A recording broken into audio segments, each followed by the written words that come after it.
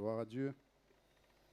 Je vais finir par croire que l'adversaire ne veut vraiment pas que je parle. Il a cassé ma mâchoire. Maintenant, il ne veut pas que le micro fonctionne. Mais je suis là et la parole de Dieu est bien vivante. Amen. Donc, le message de ce soir est excessivement long. Il est 19h15. Mais bon, comme on est en vacances, donc,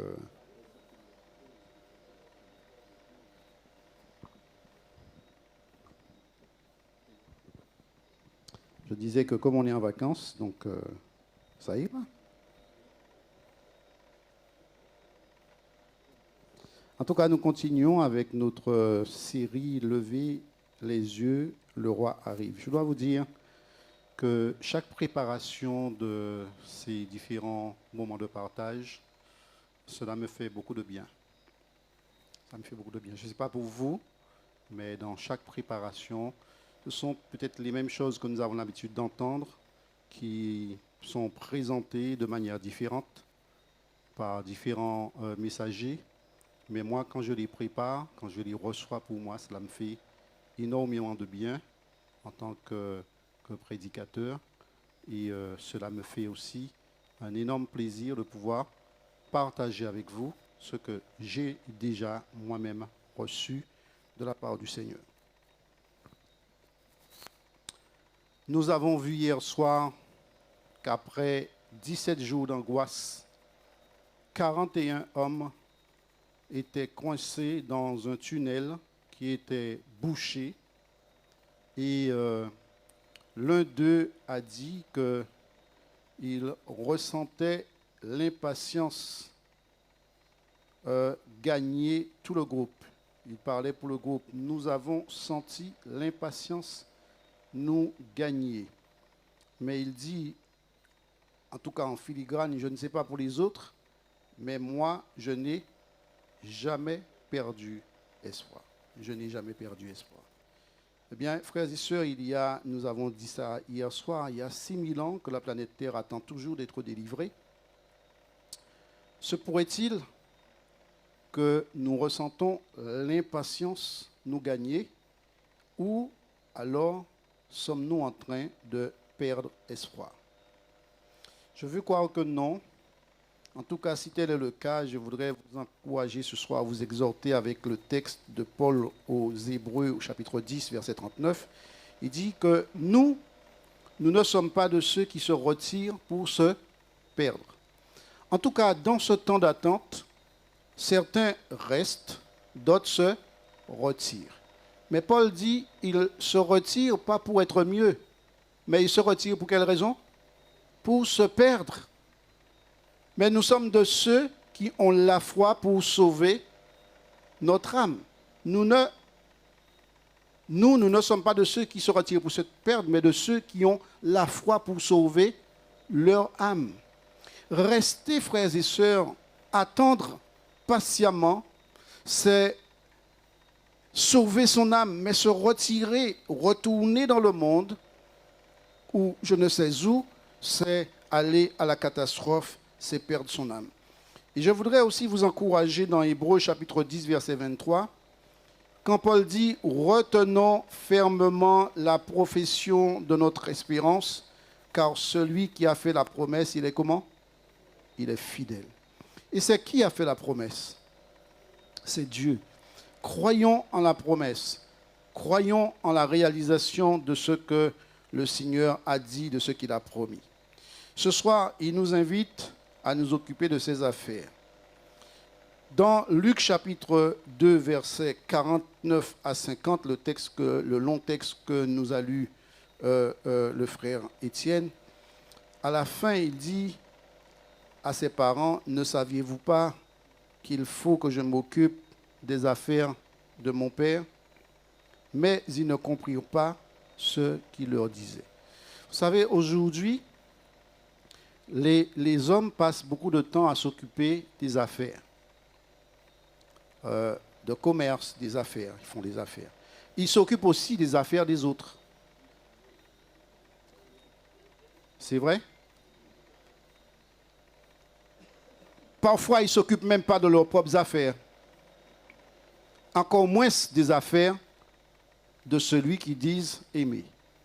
Mais ce soir, Jésus nous invite, comme il invite ses parents, à comprendre qu'il faut qu'il s'occupe des affaires de son Père.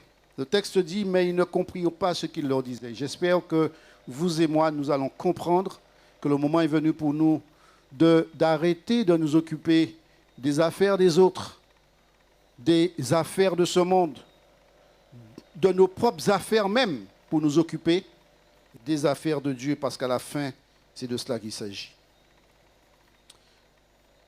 Et Jésus ajouta une parabole dans Luc chapitre 19, parce qu'il était près de Jérusalem et qu'on croyait qu'à l'instant, le royaume de Dieu allait paraître. Notez avec moi qu'au moment où il raconte cette parabole, les disciples, les hommes de l'époque croient que le royaume de Dieu va paraître, que quelque chose va se passer.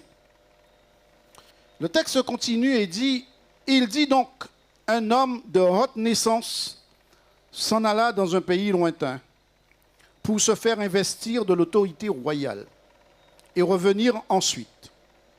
Chaque mot a son pesant d'or. Revenir ensuite. Il appela ses 10 serviteurs, leur donna 10 mines et leur dit, faites-les valoir jusqu'à ce que je revienne. Le texte en grec dit ceci. Et le terme c'est sur ce terme que je veux mettre l'accent, de s'occuper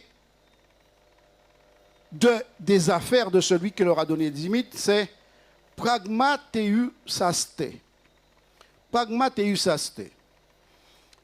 C'est ce que Jésus dit lorsqu'il prononce ces paroles. Pragmateusaste. Dans pragmateusaste, il y a un terme que nous employons souvent. Vous l'avez vu? C'est quoi? Pragmatique. D'accord? Pragmatique. Pragmateusaste, cela veut dire faire du commerce. S'occuper activement de quelque chose. Faire fructifier. Négocier. Travailler à quelque chose.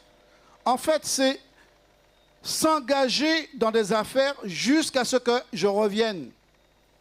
Engagez-vous dans mes affaires jusqu'à ce que je revienne. Notez avec moi, nous avons dit que les hommes s'occupent de toutes sortes d'affaires, des affaires des autres, mais Jésus dit ici, engagez-vous dans des affaires jusqu'à ce que je revienne. Mais les affaires en question n'étaient pas les affaires des hommes, mais les affaires de son Père. Donc, je voudrais faire un exercice avec vous. Il appela 10 de ses serviteurs, leur donna 10 mines et leur dit, faites-les valoir jusqu'à ce que je revienne. Ces deux termes, faites-les valoir jusqu'à ce que je revienne, lequel est le plus important? Jusqu'à ce que je revienne. Je l'ai entendu. Qui l'a dit ça? Quels sont ceux qui le croient? Jusqu'à ce que je revienne. L'autre terme dit, faites-les valoir. Quels sont ceux qui pensent que faites-les valoir pourrait être le terme le plus important? Les deux sont importants, mais il y a un qui est plus important que l'autre. C'est le premier ou le deuxième? Quels sont ceux qui sont d'accord pour le premier? Il y en a peu. Quels sont ceux qui sont d'accord pour le deuxième? Il l'avait déjà manifesté. C'est parfait. Frères et sœurs, quand nous lisons le texte, il appela les 10 serviteurs, il leur donna 10 mines et leur dit, faites-les valoir jusqu'à ce que je revienne. Ce n'est pas le timing du retour de Jésus qui importe, mais c'est faites-les valoir. Que je revienne dans 2 mois, que je revienne dans 3 mois, que je revienne dans 1 an, dans 5 ans, dans 10 ans, faites-les valoir. il ne met pas l'accent sur le temps, sur le timing, mais il met l'accent sur quoi? Sur le pragmatisme, c'est-à-dire faites-les valoir, mettez-les à profit. Et d'ailleurs, il y a une sentence pour ceux qui ne l'ont pas fait. Jésus va leur dire dans Luc chapitre 19, verset 23, « Pourquoi donc n'as-tu pas mis mon argent dans une banque afin qu'à mon retour, je le retirasse avec un intérêt ?» Nous comprenons bien que l'accent n'est pas mis tellement sur le temps du retour du maître, mais sur ce que je vous ai donné quelque chose, qu'est-ce qu'il faut faire? Faites-le valoir, faites-le fructifier. Que l'attente soit longue ou courte, elle doit être employée au service de Dieu, c'est-à-dire au partage de la bonne nouvelle et à la proclamation du royaume de Dieu. Le message des 3 anges, craignez Dieu et donnez-lui gloire, car l'heure de son jugement est venue, et adorez celui qui a fait le ciel, la terre, la mer et les sources d'eau. Frères et sœurs, Jésus a dit qu'il revient. Il nous a laissé aussi un message, il nous a laissé aussi des dons et des talents. Et qu'est-ce qu'il nous a demandé de faire? De nous asseoir dessus. Et je le dis à dessein parce que nous sommes dans une période de nomination. Et les dons et les talents que nous avons, qu'est-ce que nous faisons? Nous nous asseyons dessus. De sorte que nous traînons, nous mendions pour que quelqu'un ait une fonction. Nous sommes dans la mendicité dans la maison de Dieu. Plenty, empty in the land of plenty. Nous sommes vides dans une terre qui est riche. Empty in the land of plenty. On est dans la mendicité pour que quelqu'un puisse prendre la musique. La mendicité pour que quelqu'un puisse prendre l'école du sabbat. La mendicité pour que quelqu'un puisse prendre le diaconat. Dieu nous dit, il nous a donné des dons et des talents. C'est pour quoi faire? C'est pour que nous puissions les mettre à son service. Et ce soir, frères et sœurs, je voudrais que nous puissions passer un premier temps en prière. Et dans ce premier temps, nous allons prier pour que l'Église de Chauvel, à laquelle Dieu a confié une mission, et pas n'importe laquelle. C'est une mission qui vise le salut de ses enfants, nous qui sommes déjà dans sa bergerie, mais particulièrement ceux qui n'y sont pas encore. Que Dieu, nous allons prier pour que l'Église soit investie de cette mission. C'est de cela qu'il s'agit. Les talents ont été donnés, les dons ont été donnés pour que nous puissions les mettre au service de Dieu. Que nous ne puissions pas nous asseoir comme celui qui a reçu un talent, une mine et qui a dit, il va le cacher dans un linge. Eh bien, la sentence a été terrible. Pourquoi donc n'as-tu pas mis mon argent dans une banque afin qu'à mon retour, je le retirasse avec intérêt? Ce qu'il nous a donné, il veut le voir fructifier, il veut le voir porter du fruit. Et tout ce que nous faisons, tout le service que nous organisons, que nous faisons ici à l'Église, ce n'est pas pour nous. C'est pour que celui qui vient écouter la parole de Dieu, eh bien, que tout soit mis en place pour que cette personne-là reçoive favorablement la parole comme dans une terre qui est fertile, que cette graine puisse lever, puisse porter du fruit jusque dans la vie éternelle. C'est de ça qu'il s'agit, frères et sœurs. Amen. Alors ce soir, nous allons prier pour cela, que l'Église soit investie de cette mission et que ce que nous avons reçu, nous puissions le mettre au service du Seigneur. Nous allons prier comme j'ai l'habitude de le faire chaque soir, 2 par 2, de sorte que tout le monde va prier. Simplement, changeons de partenaire de prière.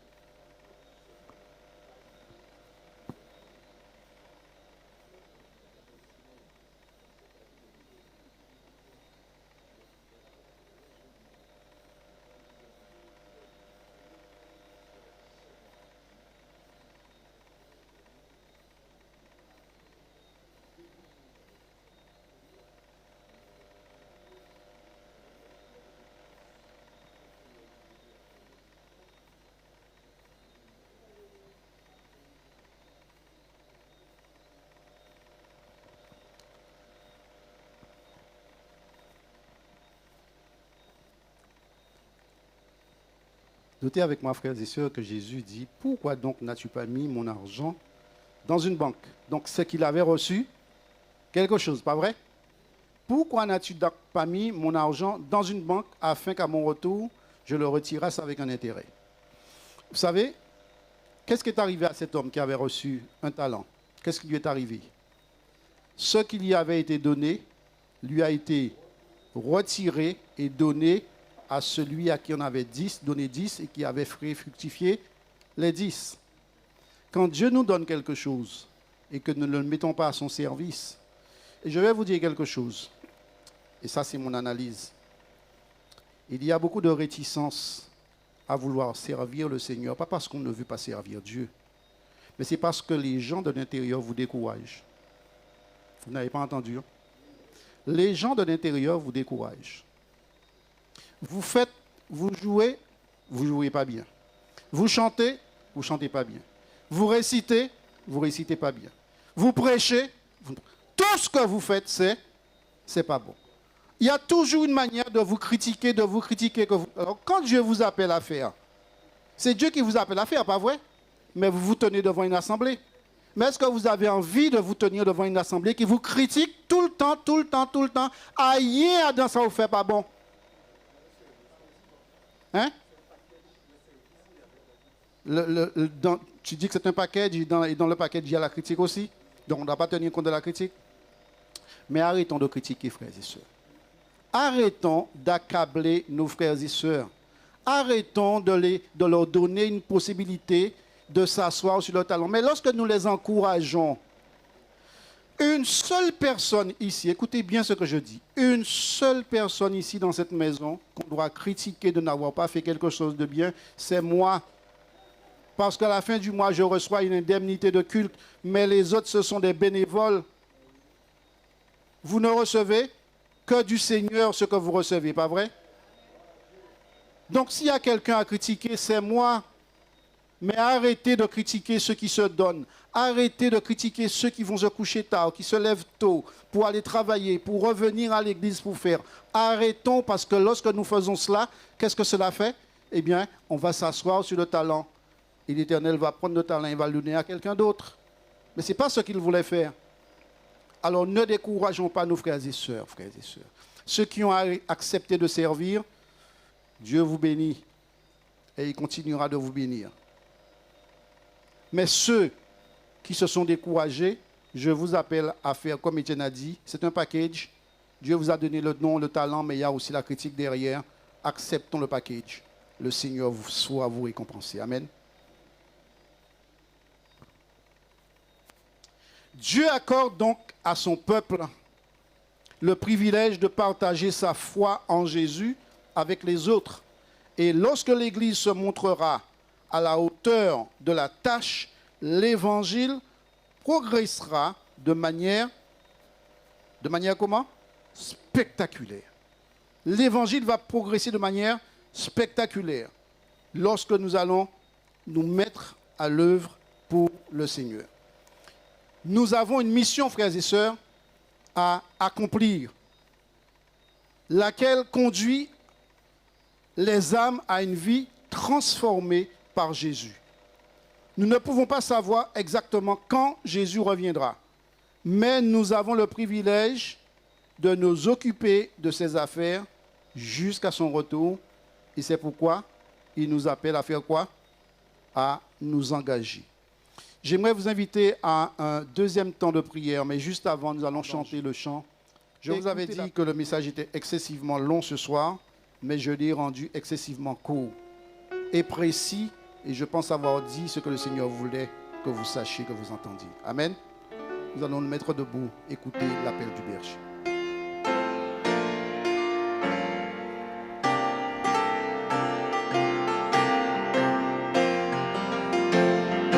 Écoutez l'appel du berger, il sait ses brebis en danger, il les appelle avec amour, espérant toujours leur retour.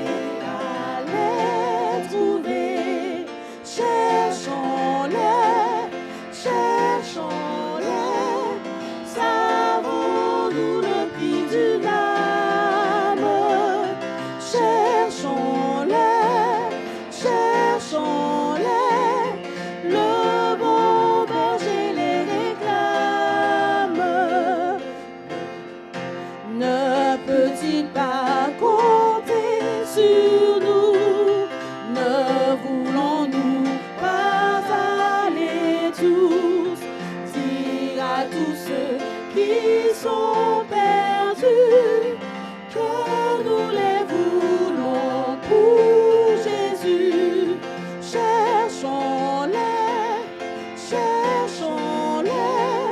savons-nous le prix d'une âme. Cherchons-les,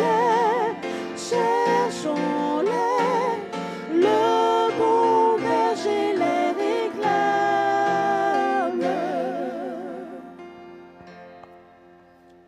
Alors notre deuxième temps de prière portera sur la recherche de la brebis, après laquelle Jésus soupire. Nous allons prier pour la prédicatrice, la sœur Siona, qui était là avec nous hier soir.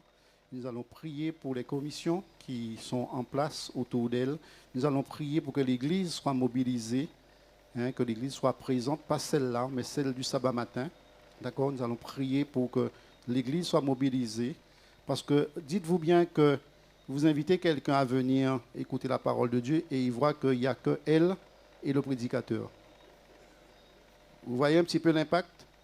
D'accord? Mais quand on sent qu'il y a un peuple qui est intéressé, un peuple qui est présent, d'accord? On fait un sacrifice pendant 2 semaines.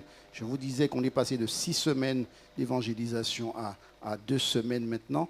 Donc, prions pour que l'Église soit véritablement mobilisée autour, que l'Église chante, puis que l'Église dise Amen à chaque vérité qui sera prêchée et que les cœurs soient touchés pour la gloire de Dieu. Ainsi, nous allons nous occuper des affaires du Père.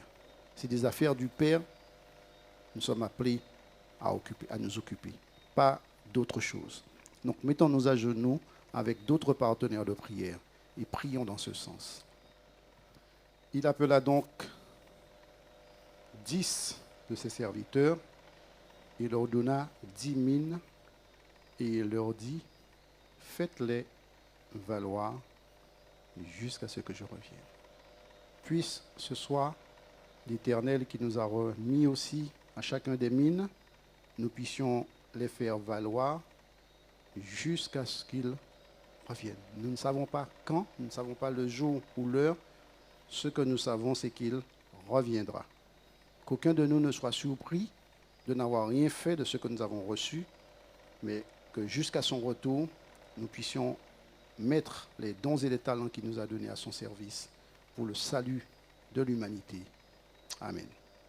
Notre Père et notre Dieu, merci pour cette belle promesse que tu nous as faite de venir nous chercher un jour très bientôt. Nous ne savons pas quand, mais ce que nous savons, c'est que tu nous as laissé à tous une mission à accomplir et nous voulons l'accomplir fidèlement pour ta gloire et pour ton honneur. Permets, ô Dieu, que les dons et les talents que tu nous as remis, que tu as donnés à chacun, nous puissions les mettre à ton service pour que le miracle du salut se produise dans les semaines à venir, au-delà même de ce que nous pouvons penser ou imaginer. Alors, mobilise ton Église autour de ta parole et répands sur l'Église une abondante pluie de tes riches bénédictions dans les mérites du nom et du sang de Jésus notre Sauveur. Amen.